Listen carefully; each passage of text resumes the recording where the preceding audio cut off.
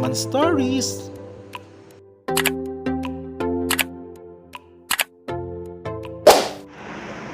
Hello everyone, this is Eman at nandito ako ngayon sa Bicol Isalog Terminal sa Cubao, Quezon City at pauwi na ako ng Naga City. So as you can see, ang daming tao ngayon.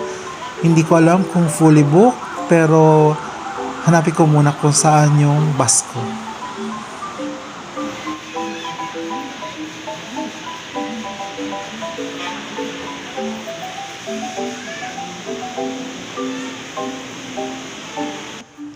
Sa ngayon, hindi pa sila nagpapasakay ng mga pasahero, kaya hindi namin alam kung saan kami pwesto dahil ang konti-konti lang ng mga upuan dito.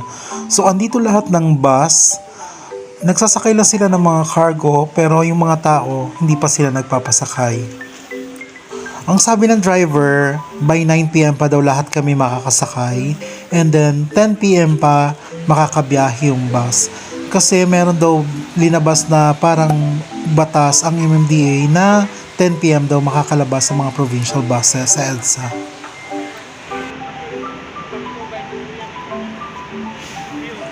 By 9 PM, pinasakay na rin naman lahat ng mga pasahero. Ayan, so nakakagulo, hanapan sila ng bus. Pero mabuti lang, andito lang naman siya sa vicinity.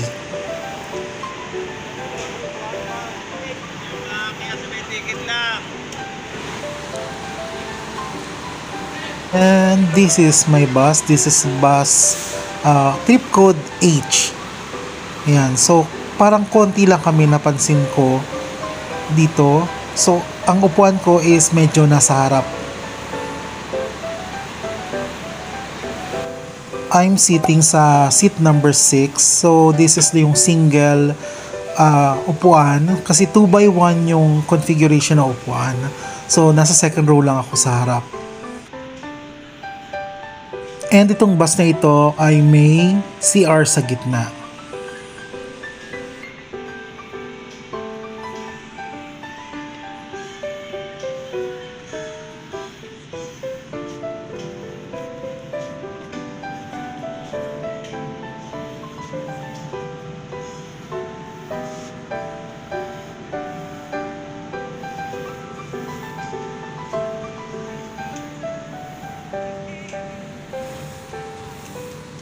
The ticket price from Cubao to Naga City is 1,250 pesos and wala siyang requirement na hiningi.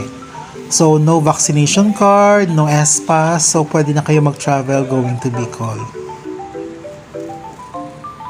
As you can see, sa likod, hindi kami masyadong puno. Para mga 10 lang yata kaming pasahero today.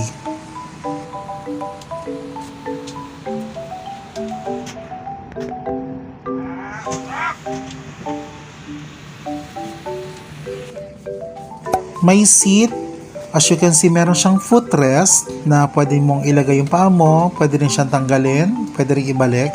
May lalagyan din siya ng mga tubig, mga bottled water. Ayan. So maluwag siya, pwede kong lagyan ng bag sa baba. And then meron din siyang leg rest. Ay, doon kung tama ang tawag dito. Ayan. So, para makapag-relax ang paa mo medyo itaas. Tapos yung upuan din, nare-recline din.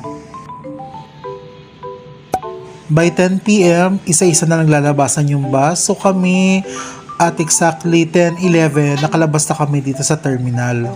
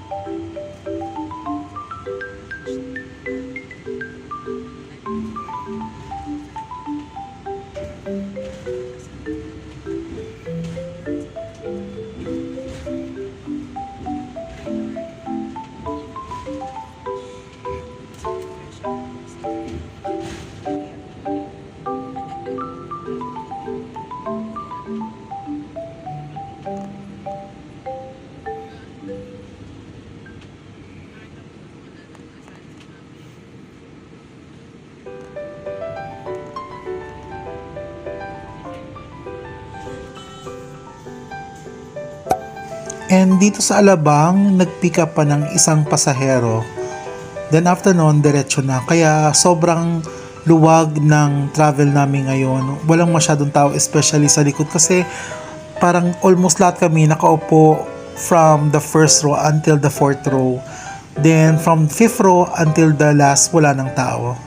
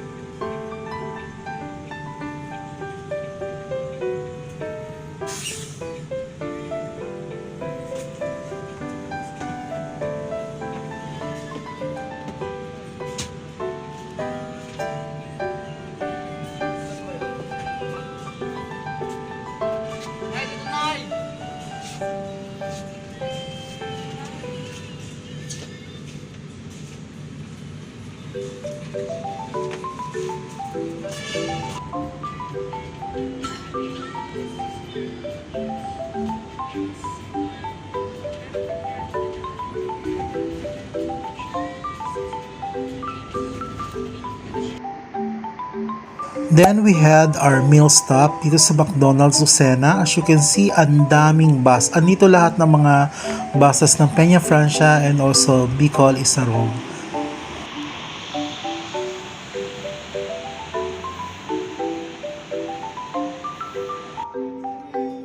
And dahil hindi ako nag-dinner, so order tayo dito ng McChicken sandwich.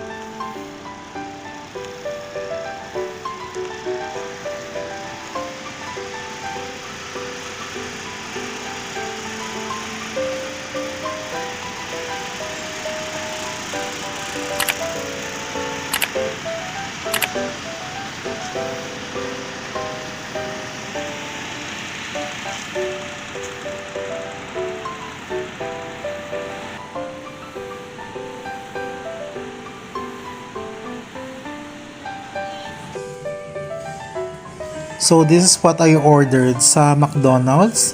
So this is the McChicken sandwich meal. Ayan, as you can see, may drinks ako dyan. So that's Coke. And then this is the sandwich, the McChicken. And then, ito lang, kalkalin ko. Andito kasi yung fries. Okay, so may fries siya. Tapos, nagtataka ako dito kung bakit merong kutsara tinidor. Ano namang gagamitan ko dito? And after the meal, biyahe na uli kami.